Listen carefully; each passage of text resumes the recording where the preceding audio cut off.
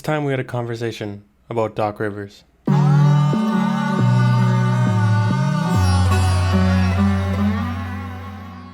Doc Rivers was just let go as Clippers head coach, and I think we should take a moment and reflect on the career of Doc Rivers. Before I go any further, I just want to clarify that this isn't recency bias. This is something that has been going on for a very long time, and I think it's time we start to acknowledge the clear evidence that is staring us in the face. Because this isn't the first time Doc Rivers has blown a 3-1 lead.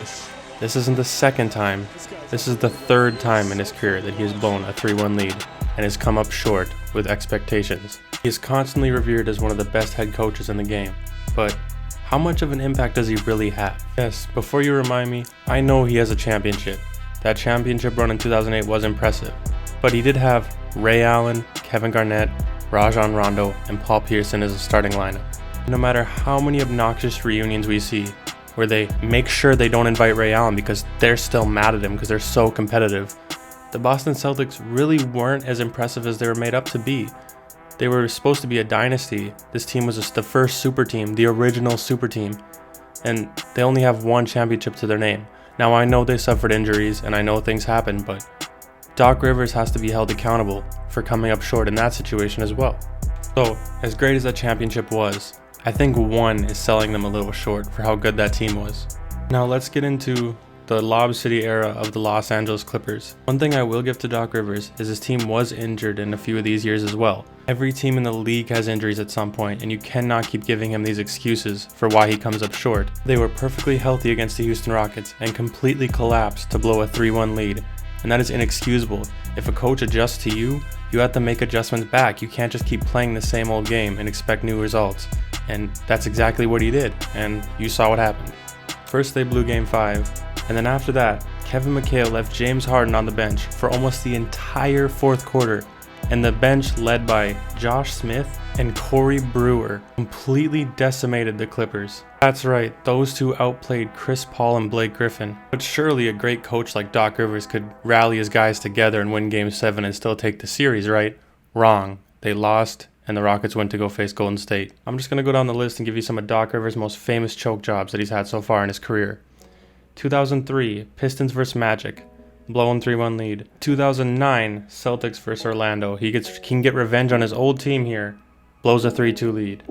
2010, Lakers, Finals, 3-2 lead, loses in 7 to Kobe.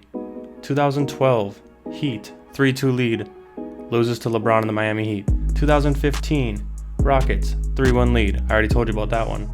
2020, we know.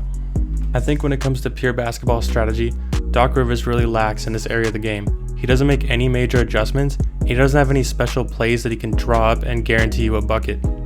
What Doc Rivers does have though is relatability because he was an NBA player and he's able to motivate his guys and be a decent leader. But when it comes to closing series, we shouldn't be surprised that someone who doesn't make major adjustments and doesn't have great basketball strategy skills is coming up short in all these series. The truth is, motivation and relatability can only get you so far. What the Clippers needed was an offensive strategy. They didn't have that because all their guys are individual players. They weren't a team, and Doc Rivers couldn't make them a team. I'm not saying he's a bad coach, and I'm not saying it's all his fault, but those are clear aspects which the Clippers knew that they had to move on from him. Brad Stevens is one of the guys that doesn't have that motivation, doesn't have the relatability, but when it comes to the strategy of basketball, he's just a pure genius, and Doc Rivers does not have that.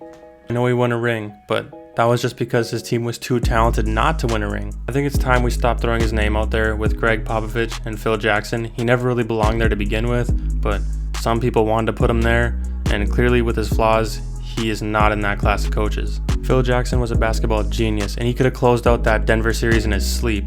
He doesn't let his guys fall down like that. And Greg Popovich never really disappoints. His teams really don't blow leads like that to begin with, so I think that's all you need to know about him. To sum it all up, Doc Rivers is a good coach. He's not a great coach, and he's not the best for closing out playoff series when you need him most.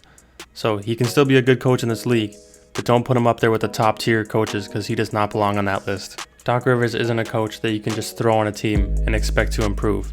He needs the right roster around him, and even then, he might not get it done, as we have seen so far. Come at me, Celtics fans. Can't hide behind that ring forever, and this is just the harsh truth about Doc Rivers. Leave a like if you enjoyed, subscribe for more content like this, and leave your thoughts in the comments about the career of Doc Rivers. Have a good one. Kawhi Leonard just found out that sometimes the nurse is better than the doctor. Okay, I'm leaving.